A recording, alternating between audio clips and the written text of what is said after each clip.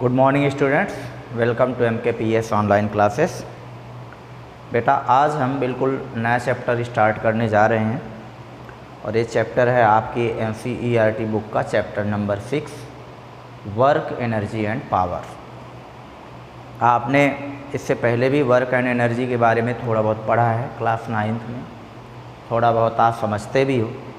इस चैप्टर में हम फिजिक्स की लैंग्वेज में वर्क एनर्जी एंड पावर पढ़ेंगे एंड इनका आपस में रिलेशन किस तरीके से है वर्क एनर्जी एंड पावर का हम ये भी पढ़ेंगे।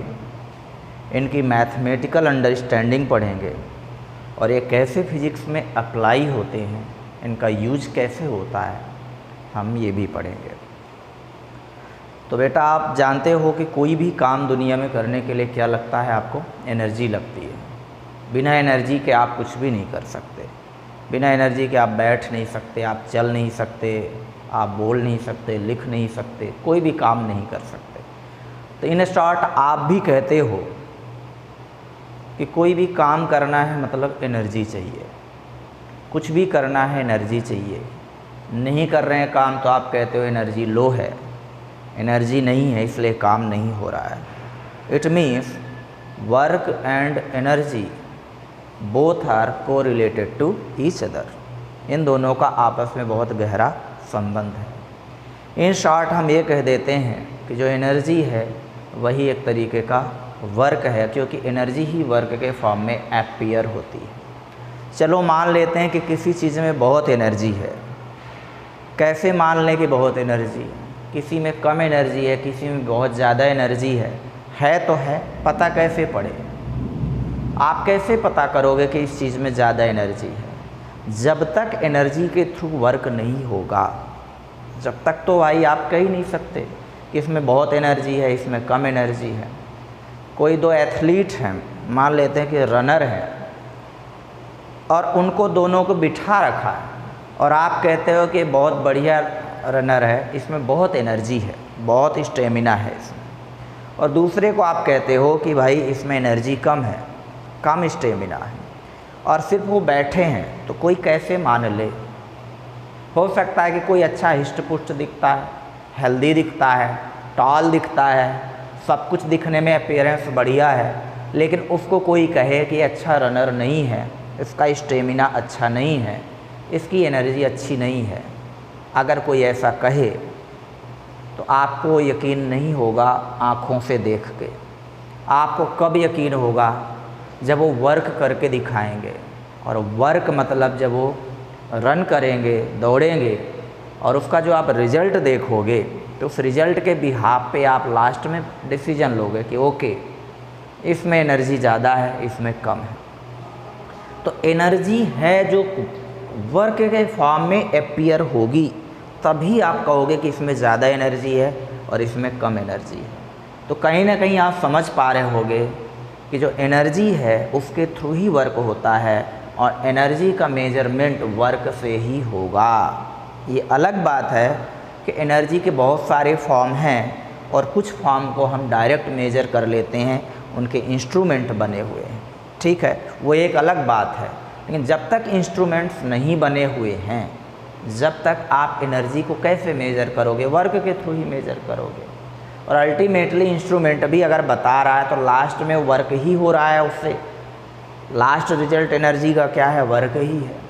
तो इन शॉर्ट आप जान जाओ कि एनर्जी जो है वो वर्क का मेजरमेंट है, वर्क एनर्जी का मेजरमेंट है, ठीक है। हाँ, ये हो सकता है कि जितना वर्क हुआ हो वो ज़रूरी नहीं कि सारी की सारी एनर्जी को इवैल्यूएट करे। हो सकता है कुछ एनर्जी उसमें बची हुई हो।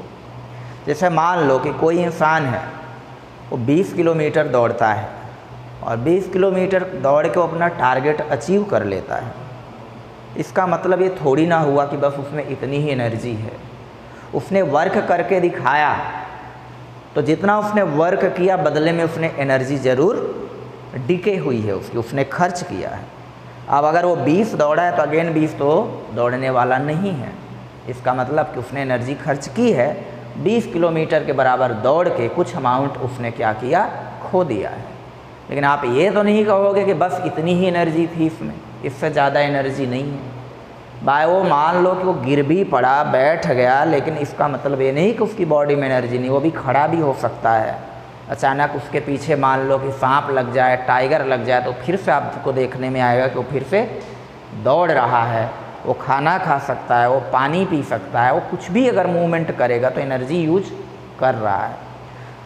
मेरा कहने का मतलब बस इतना ही है कि वर्क जो है एनर्जी का मेजरमेंट ज़रूर है, एनर्जी से वर्क होता है, लेकिन हमको ये धोखा नहीं खाना है कि जितना वर्क हुआ उतनी ही एनर्जी है। बस आपको इतना ध्यान रखना है कि वर्क हुआ वो एनर्जी बताएगा कि इतनी एनर्जी खर्च हुई, लेकिन वर्क ये नहीं बता सकता कि टोटल एनर्जी कितनी है सिस्टम में, किसी एजेंट में, किसी सिस्टम में जहाँ से एनर्जी आ रही है, टोटल उसमें कितनी है वर्क ये नहीं बताता। वर्क ये बताता है कि कितनी एनर्जी खर्च हुई है। आपको ये ध्यान में रखना है। दूसरी बात, कभी कभी कुछ लोगों को पावर को लेके एक कन्फ्यूजन होता है। वो पावर को कहीं ना कहीं वर्क से कोरिलेट कर लेते हैं या एनर्जी से कोरिलेट कर लेते हैं। नहीं, पावर एक डिफरेंट चीज़ है। पावर जो है वो ये बताती है कि आप कितने कम टाइम में कितना वर्क कर सकते हैं, यानी आप कितना फास्ट तरीके से एनर्जी को यूज कर सकते हैं। पर सेकंड कितनी एनर्जी आप वर्क में यूज करोगे, ये पावर होती है। आप धीरे धीरे एनर्जी यूज करके कोई काम करो, आप फटाफट एनर्जी यूज करो और वही काम कर दो, कम टाइम में वही काम कर दो। वर्क तो आपने इक्वल किया, एनर्जी आपने इक्वल खर्च की, तो यहाँ से पावर का क्या पता पड़ता है? पावर यहाँ बताती है कि जिसने जल्दी वर्क किया है, ठीक है, माना कि इक्वल एनर्जी खर्च की है, लेकिन जल्दी वर्क किया है तो उसकी पावर ज़्यादा है। ज़्यादा पावर मतलब ज़्यादा एनर्जी नहीं। ज़्यादा पावर का मतलब सिर्फ इतना है कि वो फटाफट काम कर सकता है, जल्दी काम कर सकता है, काम को फास्ट कर सकता है। एनर्जी की लैंग्वेज में बोलें तो वो जल्दी एनर्जी को कंज्यूम कर सकता है या वो खर्च कर सकता है। ज़्यादा पावर मीन्स एनर्जी को ज़्यादा तेज़ी से खर्च करना, ठीक है। तो अपने को पावर में कंफ्यूज नहीं होना है। अब फिजिक्स की लैंग्वेज में वर्क क्या है? भाई आपकी लैंग्वेज में तो आप खड़े हो तो भी वर्क ही कर रहे हो, आप बैठे हो कहीं पे वो भी आप वर्क कर रहे हो, आप लिख रहे हो वर्क कर रहे हो, आप अगर मुझे सुन रहे हो तो ये वर्क ही कर रहे हो, ठीक है। वॉचमैन है कहीं खड़ा है वर्क कर रहा है। तो आम दुनिया की भाषा में जो वर्क है वो अलग है और फिजिक्स की लैंग्वेज में जो वर्क है वो थोड़ा डिफरेंट है। आम दुनिया की भाषा में बैठना वर्क हो सकता है, ठीक है, खड़े रहना वर्क हो सकता है, लेकिन फिजिक्स की लैंग्वेज में फिजिकल चेंज को ही वर्क से काउंट करते हैं। भाई एनर्जी से वर्क हो रहा है, एनर्जी खर्च हो रही है, आप खड़े हो तो आपकी एनर्जी खर्च हो रही है और वर्क हो रहा है, ये आप समझ रहे हो, ये आम आदमी समझ रहा है, जो फिजिक्स नहीं पढ़ता वो भी समझ रहा है कि आप खड़े हो तो आप एनर्जी तो खर्च कर रहे हो, ठीक है, तो वर्क हो रहा है। वो ये भी समझा देगा कि भाई एनर्जी खर्च हो रही है और वर्क हो रहा है, ठीक है, फिजिक्स के इस पार्ट को कवर कर लेगा। लेकिन फिजिक्स किसको माने? कोई खड़ा है और कहें कि उसकी एनर्जी खर्च हो रही है और वर्क हो रहा है, फिजिक्स इसको एक्सेप्ट करे? फिजिक्स को चाहिए विजुअल चेंज, यानी क्लियर कट फिजिकल चेंज चाहिए, तो फिजिक्स मानता है वर्क हुआ है। बुद्धि से वो फिजिक्स नहीं मानेगा। फिजिक्स होता है ब्लाइंड, आप ये जान लो। फिजिक्स एक्सपेरिमेंट एंड लॉजिक के बिहाइंड चलता है और उसे रिजल्ट चाहिए, उस चीज़ को एक्सेप्ट करता है। तो सिर्फ खड़े रहने को फिजिक्स नहीं मानेगा कि एनर्जी खर्च हुई। अगर एनर्जी खर्च हुई है तो फिजिकल फॉर्म में चेंज दिखाओ, तो फिजिक्स मानेगा कि आपने एनर्जी खर्च की और आपने वर्क किया है। तो इन शॉर्ट फिजिकल फॉर्म में चेंज क्या होगा? फिजिकल फॉर्म में चेंज के लिए या तो शेप में चेंज हो, कोई डिब्बा है उसको आप पिचका दो तो फिजिक्स कैलकुलेट करेगा कि भाई कितना शेप था और कितना उसको आपने पिचका दिया, फिर उसका इलास्टिसिटी वगैरह का मेजरमेंट लेके कितना फोर्स लगाया, कितना डिस्प्लेसमेंट, कितना कंप्रेशन, ये सारा कैलकुलेट करके बताएंगे इतना वर्क हुआ। एक है शेप में चेंज कर देना और दूसरा फिजिकल फॉर्म में है डिस्प्लेसमेंट, कि कोई ऑब्जेक्ट कहीं रखा है एक जगह पे और आप उसको डिस्प्लेस कर दो, ये भी फिजिकल चेंज हुआ, लोकेशन चेंज हो गई। आप उसको एक जगह से हटा के दूसरी जगह ले जा रहे हो, ये भी चेंज माना जाएगा। तो इन शॉर्ट, जब कोई भी ऑब्जेक्ट को आप डिस्प्लेस कर देते हो फोर्स लगा के, तो फिजिक्स एक्सेप्ट कर लेता है कि आपने वर्क किया है। तो वर्क का फार्मूला होता है, आपने पढ़ भी रखा है, W इज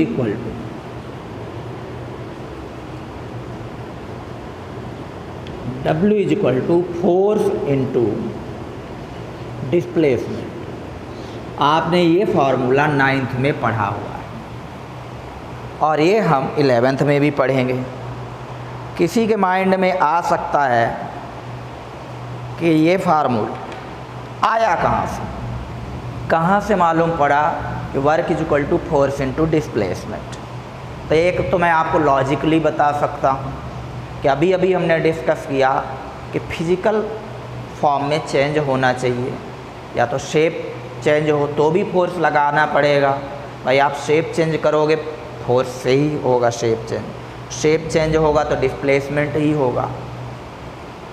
दूसरा है कि आप फोर्स लगाओ और ऑब्जेक्ट को डिस्प्लेस कर दो, तो कितना फोर्स लगाया, भाई ज़्यादा फोर्स तो ज़्यादा वर्क, कम फोर्स तो कम। और दूसरा डिस्प्लेसमेंट ज़्यादा तो ज़्यादा वर्क, कम डिस्प्लेसमेंट तो कम वर्क। तो आप कह सकते हो कि W प्रोपोर्शनल टू फोर्स, ज़्यादा फोर्स होगा तो ज़्यादा वर्क और ज़्यादा डिस्प्लेसमेंट होगा तो भी ज़्यादा। इन दोनों को कंबाइनली आप लिख सकते हो W equal to F into D।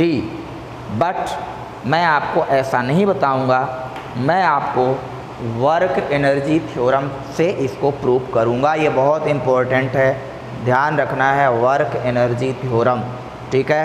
ये आपके क्वेश्चन पेपर में भी बहुत बार पूछा जाता है। तो वर्क एनर्जी थ्योरम क्या कहती है कि आप जितना एनर्जी में चेंज करोगे, यानी जितनी एनर्जी घटा दोगे, खर्च कर दोगे, बदले में उतना ही वर्क आपको मिलने वाला है। इसको बहुत सिंपली आप डिराइव कर सकते हो थर्ड इक्वेशन से, V² is equal to U² plus 2AS। आप नेक्स्ट स्टेप में आप कर दो V² is equal V² minus U² is equal to 2AS। 2 को इधर ले आओगे तो आपको क्या मिलेगा, ये मिलेगा half V² minus half U² is equal to A into S। अब आप m से मल्टीप्लाई कर दो दोनों side, left and right side आप मास से मल्टीप्लाई कर दो ऑब्जेक्ट के, तो आपको मिलेगा half m V² minus half m U² is equal to MAS। और आपको पता है ये फाइनल काइनेटिक एनर्जी है, K final minus K initial is equal to mass into acceleration होता है फोर्स इंटू S क्या है, डिस्प्लेसमेंट है आपका। तो आप S की जगह पे D लिख सकते हो, तो आपको मिलता है K final minus K initial is equal to F into D। और यही तो आपका वर्क का फार्मूला है। तो इसको आप लिख सकते हो delta K is equal to W। यही आपकी वर्क एनर्जी थ्योरम है। यहीं से आपको फार्मूला मिलता है फोर्स वर्क का F इंटू D, और यहीं से प्रूव होता है कि वर्क जो है वो एनर्जी का ही फॉर्म है। इसी फार्मूले से आपको पता पड़ता है कि जो वर्क है वो एनर्जी ही चेंज होके वर्क के फॉर्म में अपीयर होती है। तभी तो final kinetic energy final minus kinetic energy initial that is equal to velocity में चेंज हुआ तभी तो डिस्प्लेसमेंट हुआ भाई, कुछ तो डिस्टेंस वो चली होगी वो ऑब्जेक्ट, और बिना फोर्स लगाए वेलोसिटी में चेंज कर नहीं सकते। इनिशियल वेलोसिटी है आपकी u, फाइनल वेलोसिटी हो गई v। तो इसमें आपने जो चेंज कर दिया वेलोसिटी में तो क्या बिना फोर्स लगाए चेंज हो जाएगा? अच्छा, आपने फोर्स लगाया और डिस्प्लेसमेंट हुआ है भाई, जब वेलोसिटी चेंज होगी तो डिस्टेंस भी तो बदलेगी कि वहीं खड़े खड़े ही चेंज हो जाएगी वेलोसिटी? फोर्स लगाओगे वेलोसिटी चेंज होगी, वेलोसिटी चेंज होगी तो कुछ डिस्टेंस चलेगा वो ऑब्जेक्ट, तो फोर्स इनटू वो डिस्टेंस जब आप करते हो तो चेंज इन काइनेटिक एनर्जी के इक्वल आता है मैथमेटिकली। यहाँ से प्रूव होता है कि काइनेटिक एनर्जी में चेंज ही आपको वर्क डन के फॉर्म में प्राप्त होता है। आगे पोटेंशियल एनर्जी में चेंज आपको वर्क डन के फॉर्म में प्राप्त होगा। आगे आप पाओगे इलेक्ट्रिकल एनर्जी वर्क डन के फॉर्म में प्राप्त हो रही है। इन शॉर्ट आप जैसे जैसे फर्दर थ्योरी पढ़ते जाएंगे आपको पता पड़ता जाएगा कि different forms of energy finally get converted into work. Work हमें एनर्जी से मिलता है, आप जितनी थ्योरी पढ़ोगे वो फाइनली आपको वर्क के फॉर्म में एनर्जी मिल जाएगी। हाल फिलहाल हमने काइनेटिक एनर्जी को वर्क के फॉर्म में ऑब्टेन किया है। हाल फिलहाल हमने वर्क का फार्मूला F/d ऑब्टेन किया है। हमने ये भी जाना तो जितनी काइनेटिक एनर्जी में चेंज होगा, जितना चेंज होगा वो चेंज ही वर्क डन के इक्वल होगा। अच्छे अच्छे न्यूमेरिकल सॉल्व करने में ये कॉन्सेप्ट यूज होता है, ये आपको ध्यान रखना है। एक बात और ध्यान रखनी है आपको, there is no friction, friction work नहीं कर रहा है इस मोशन के दौरान में, आपको ये भी ध्यान रखना है। There is no change in potential energy, ये फ्लैट स्मूथ सरफेस पर ऑब्जेक्ट को डिस्प्लेस कराया गया है। मैं फिर से कह रहा हूँ, फ्लैट स्मूथ सरफेस पर ऑब्जेक्ट को डिस्प्लेस कराया है। जहाँ आप जो फोर्स लगा रहे हो वो फोर्स सिर्फ और सिर्फ काइनेटिक एनर्जी चेंज करने में यूज हो रहा है। फ्रिक्शन के अगेंस्ट वो वर्क आपका नहीं जा रहा है, हाइट नहीं बढ़ रही है, नहीं तो पोटेंशियल एनर्जी में चेंज हो जाएगा कुछ ना कुछ, तो फिर ये आपका जो वर्क है ये अकेला काइनेटिक एनर्जी में चेंज के इक्वल नहीं होगा। ये बातें अपने को ध्यान रखनी है, बाकी फिर नेक्स्ट वीडियो में देखेंगे।